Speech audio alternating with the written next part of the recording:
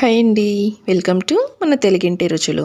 ఇవాళ ఈ వీడియోలో జంతికలు, అది కూడా శనగపిండి లేకుండా జంతికల్ని ఏ విధంగా తయారు చేసుకోవాలో చూద్దామండి. ఇలాగా ఒక 4-5 రకాల పప్పులతోటి మీరు ఈ జంతికలను అయితే ట్రై చేయొచ్చు. ఇప్పుడు రోజుల్లో చాలామందికి శనగపిండి పడట్లేదు కదా, అలాంటి వాళ్ళు ఇలాంటి జంతికల్ని ఎన్ని తిన్నా కూడా ఎలాంటి ప్రాబ్లం ఉండదండి. అలాగే ఈ జంతికల పిండి ఒకసారి చేసి పెట్టుకున్నారంటే 5-6 నెలల వరకు కూడా చాలా ఫ్రెష్గా ఉంటుంది. ఇక లేట్ చేయకుండా ఈ జంతికల ప్రాసెస్ ఏంటో చూసేద్దాం.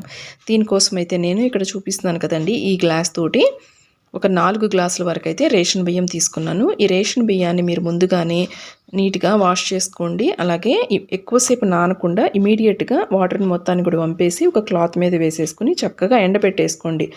బాగా ఎండాలండి ఈ బియ్యము. ఇలాగా నేను 1 కేజీ వరకు ఉంటాయండి. నేను చూపించిన ఆ గ్లాస్ తోటి ఒక 4 గ్లాసులు తీసుకున్నాను కదా, ఈ 4 గ్లాసులు కలిపితే 1 కేజీ వరకు అయితే రైస్ తీసుకున్నాను. రేషన్ బియ్యం తీసుకోండి. ఎప్పుడైనా మీరు రేషన్ బియ్యానికి మనకి పిండి వంటలు చాలా బాగుంటాయి. నెక్స్ట్ మీరు ఏ గ్లాస్తో తీసుకున్నారు బియ్యము, అదే గ్లాస్ తోటి 1/2 గ్లాసు 1/4 గ్లాస్ వచ్చేసి సగ్గుబియ్యం. ఈ సగ్గుబియ్యం కూడా మనకి లావుగా ఉంటాయి కదండి, ఆ సగ్గుబియ్యం తీసుకోండి. వీటిని లో టు మీడియం ఫ్లేమ్లో ఒక 7-8 నిమిషాల పాటు వరకైనా నిదానంగా వేయించుకోవాలి. ఇవి మనకి కలర్ ఏమి డార్క్ కలర్ రావండి, జస్ట్ మనకి సగ్గుబియ్యం సైజ్ అనేది కొంచెం ఇంక్రీజ్ అయినట్లుగా ఉంటుంది. అలాగే ఒక పప్పు ఇలాగ నోట్లోకి వేసుకొని చూసామంటే మనకి క్రిస్పీగా తెలుస్తుంది. ఆ టైంలో ఇలాగ ఒక ప్లేట్లోకి తీసుకోండి. ఇప్పుడు మరలా అదే కడాయిలోకి మనము తీసుకున్నాం కదా సగ్గుబియ్యం, సేమ్ అదే గ్లాస్ తోటి 1/2 గ్లాసు 1/4 గ్లాసు మినపగుండ్లు వేసుకోవాలి. అన్నిటికి కూడా ఒకటే కొలత పెట్టేసుకోండి. 4 గ్లాసులు మనము రేషన్ బియ్యం తీసుకున్నాము. ఆ గ్లాస్ తోటి ఒక 1/2 గ్లాసు సగ్గుబియ్యం వేయించుకున్నాము. నెక్స్ట్ మరొక 1/2 గ్లాసు అయితే ఇలాగ మినపగుళ్ళు వేయించుకోండి. వీటిని కూడా లో టు మీడియం ఫ్లేమ్లో ఒక 5-6 నిమిషాల పాటు వేయించుకొని అదే ప్లేట్లోకి వేసేసుకోండి. నెక్స్ట్ పెసరపప్పును కూడా ఒక 1/2 గ్లాస్ వరకు వేసుకోండి. వీటిని కూడా లో టు మీడియం ఫ్లేమ్లో ఒక 5 to 6 మినిట్స్ ఇలాగ ఫ్రై చేసుకోండి. ఇలాగా అన్నీ కూడా చక్కగా ఫ్రై అవుతాయి కదండి.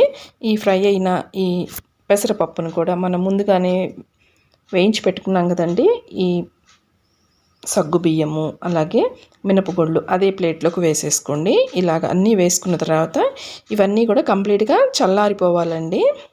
చూస్తున్నారు కదా, కంప్లీట్గా చల్లారిన తర్వాత మనం ముందుగానే బియ్యంని కొలిచి పెట్టుకున్నాం కదా, ఆ బియ్యంలోకి ఈ పప్పులను వేసేసుకోండి.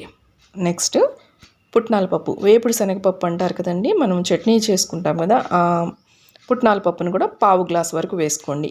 వీటిని వేయించాల్సిన పని లేదండి. మీకు కనుక ఈ పప్పు కొంచెం మెత్తగా ఉన్నాయి అనుకుంటే అప్పుడు లైట్గా 1 నిమిషం పాటు అలాగా వేడి చేసుకోండి, కొంచెం క్రిస్పీగా అవుతాయి, సరిపోతుంది.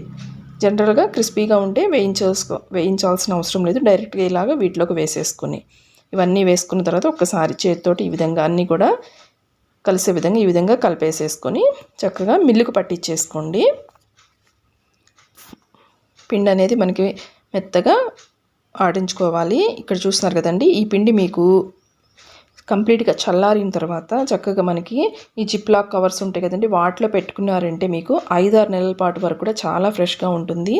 మీ వాళ్ళు ఎక్కడైనా దూరంగా ఉంటే వాళ్ళకి, లేదంటే మీ పిల్లలకి పంపించుకోవాలన్నా కూడా ఈ పిండిని ఈ విధంగా ప్యాక్ చేసి పంపించేసుకుంటే డైరెక్ట్గా వండుకోవచ్చు. ఇక్కడ చూస్తున్నారు కదండి, ఈ పిండి అయితే నేను ఇక్కడ ఈ గ్లాస్ తోటి ఒక 3 గ్లాసుల వరకు అయితే పిండి కలుపుకుంటున్నాను.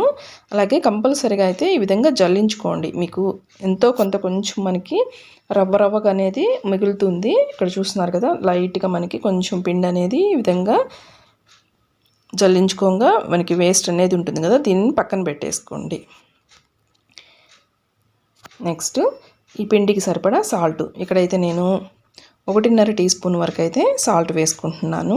మీరు తీసుకున్న పిండి క్వాంటిటీని బట్టి అయితే ఈ సాల్ట్ అనేవి అడ్జస్ట్ చేసుకోండి.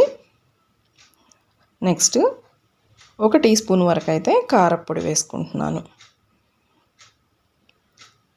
నెక్స్ట్ ఒక 2 టీ స్పూన్స్ వరకు తెల్ల నువ్వులు, మీకు ఈ నువ్వులు వద్దు అనుకుంటే స్కిప్ చేయొచ్చండి. ఇలాగ వామును అయితే కంపల్సరీగా వేసుకోండి. వామును కూడా కొంచెం ఎక్కువే వేసుకుంటున్నాను, ఒక 2 టీ స్పూన్స్ ఫుల్గా వేసాను. అలాగే ఇలాగా చేతితోటి వేసుకొని అరచేతిలో వేసుకొని కొంచెం నలిపినట్లుగా వేసుకోండి, మంచి ఫ్లేవర్ వస్తుంది. ఇప్పుడు వీటన్నిటిని కూడా ఆ పిండిలో కలిసే విధంగా కలిపేసుకోవాలి. నెక్స్ట్ కొంచెం పిండిని ఈ విధంగా ఒకసారి చెక్ చేసుకోండి. ఇన్ కేస్ మీకు ఏదైనా ఉప్పు కారం సరిపోకపోతే యాడ్ చేసుకోవచ్చు.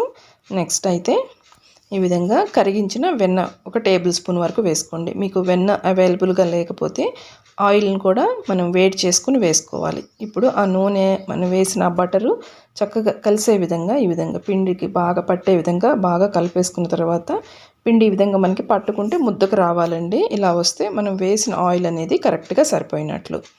ఇప్పుడు ఇందులోకి నార్మల్ వాటరేనండి, చన్నీళ్ళతోటి కలిపేసుకోండి. వేడి నీళ్ళు అవసరం లేదు. మనం బటర్ వేసుకున్నాం కాబట్టి ఇంకా వేడి నీళ్ళతో కలపాల్సిన అవసరం లేదు. మనకి ఇలాగ చన్నీళ్ళతో కలుపుకున్నా కూడా గుల్లగా వస్తాయి. పిండిని అయితే కొంచెం మెత్తగా ఈ విధంగా సాఫ్ట్గా కలుపుకోండి. ఇక్కడ చూస్తున్నారు కదా, ఈ విధంగా పిండి కలుపుకుంటే మనకి ఆ జంతికల గొట్టంలో నుంచి పిండి అనేది ఈజీగా దిగుతుంది. మీకు అదే గట్టిగా కలుపుకున్నారంటే మనకి వత్తేటప్పుడు చాలా కష్టం అవుతుందండి. సో ఈ మాత్రం లూజ్ ఉంటే సరిపోతుంది. పిండిని అయితే బాగా ఈ విధంగా మెత్తగా మనకి మర్దనా చేసుకోవాలి. చపాతీ పిండికి ఎలా కలుపుకుంటాం అదే విధంగా బాగా కలుపుకోండి. పైన ఒక క్లాత్ కొండి, పిండి డ్రై అవ్వకుండా ఉంటుంది. కొంచెం తడి క్లాత్ వాటర్ మొత్తాన్ని కూడా పిండేసి వేసేసుకోండి. ఇక్కడ నేను చూపిస్తున్నాను కదండి, జంతికల గొట్టంలో అయితే మీడియం సైజు ఉన్న హోల్స్ ఉంటాయి కదా, ఆ ప్లేట్ పెట్టేసుకున్నాను. మీకు కావాలంటే కొంచెం పెద్దగా ఉండేవి ఏ షేప్లో ఉన్నవైనా పెట్టుకోవచ్చు. ఇప్పుడు ఆ జంతికల గొట్టానికి సరిపడా పిండి తీసేసుకొని ఈ విధంగా గట్టంలో పెట్టేసుకోండి. ఈలోపు స్టవ్ మీద కూడా ఆయిల్ పెట్టేసుకోండి. సిమ్లో ఆయిల్ కాగుతూ ఉంటుందండి. నెక్స్ట్ మీకు ఫస్ట్ టైం చేసే వాళ్ళైతే ఈ విధంగా చేసుకోండి. ఏదైనా క్లాత్ కానీ లేదంటే మనకి బటర్ పేపర్ కానివ్వండి, ఆయిల్ ప్యాకెట్స్ కానివ్వండి, పాల ప్యాకెట్స్ ఉంటాయి కదా, వీటి మీద ఈ విధంగా చిన్న చిన్న చుట్టులాగా వత్తేసుకోండి. లేదు అంటే మీకు ఎక్స్పీరియన్స్ ఉన్న వాళ్ళైతే డైరెక్ట్గా వండేసుకోవచ్చు. వీటిని ఒక్కొక్కటిగా ఈ విధంగా ఆయిల్లోకి వేసేసుకోండి. నేను ఇక్కడ మీకు చూపిస్తాను చూడండి. ఇప్పుడు ఫస్ట్ డీప్ ఫ్రైకి సరిపడా ఆయిల్ పెట్టుకుంటారు కదా, ఆయిల్ బాగా హీట్ అవ్వనివ్వండి. ఇక్కడ కొంచెం పిండి ముద్ద వేసుకుంటే మనకి అర్థమవుతుంది. ఆయిల్ బాగా హీట్ అయితే ఇమీడియట్గా పైకి వచ్చేస్తుంది. ఆ టైంలో ఫ్లేమ్ని అయితే హైలోనే ఉండాలండి. ఈ విధంగా డైరెక్ట్గా ఒక చుట్టునైతే నేను చుట్టేసుకున్నాను. మనకి వేయటంతో మనకి బాగా నురుగు వచ్చేస్తుందండి. ఆ నురుగు కొంచెం తగ్గేంత వరకు అయితే బాగా ఫ్రై చేసుకోవాలి. మనకి ఆ నురుగ కొంచెం తగ్గిన తర్వాత ఇలాగ రెండో వైపు కూడా టర్న్ చేసుకోండి. రెండో వైపు వేయడానికైతే పెద్దగా టైం పట్టదండి. కొంచెం మనకి ఆ నురుగ అనేది తగ్గిన తర్వాత తీసేసుకోవచ్చు బయటికి. మీకు ఎక్కువసేపు ఆ చక్రం చుట్టూ ఆయిల్లో వేగినా కూడా మనకి గట్టిగా ఉంటాయండి. సో కరెక్ట్గా మీరు చక్కగా వేగేంత వరకు అయితే ఉంచేసుకొని ఈ విధంగా జాలి గరిటెతోటి తీసేసుకొని పక్కన ఒక ప్లేట్లోకి పెట్టేసుకోండి. ఎక్స్ట్రా ఆయిల్ ఏదైనా ఉంటే ప్లేట్లోకి వచ్చేస్తుంది.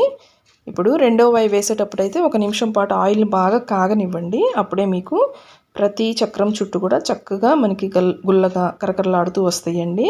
ఇదే విధంగా మిగతా పిండి అంతటితో కూడా ఇదే విధంగా ప్రిపేర్ చేసుకోండి. ఇవి మీకు 2-3 వారాల పాటు అయితే ఫ్రెష్గా ఉంటాయండి. మనకి ఎయిర్ టైట్ బాక్స్లో పెట్టేసుకున్నారంటే ఇక్కడ చూస్తున్నారు కదా, ఆయిల్ కూడా అస్సలు అంటుకోలేదండి. చూడండి, నా వేళ్ళకి కూడా ఆయిల్ అనేది అస్సలు అంటుకోదు. ట్రై చేయండి. ఈ కొలతలతోటి చాలా టేస్టీగా ఉంటాయండి ఈ జంతికలు.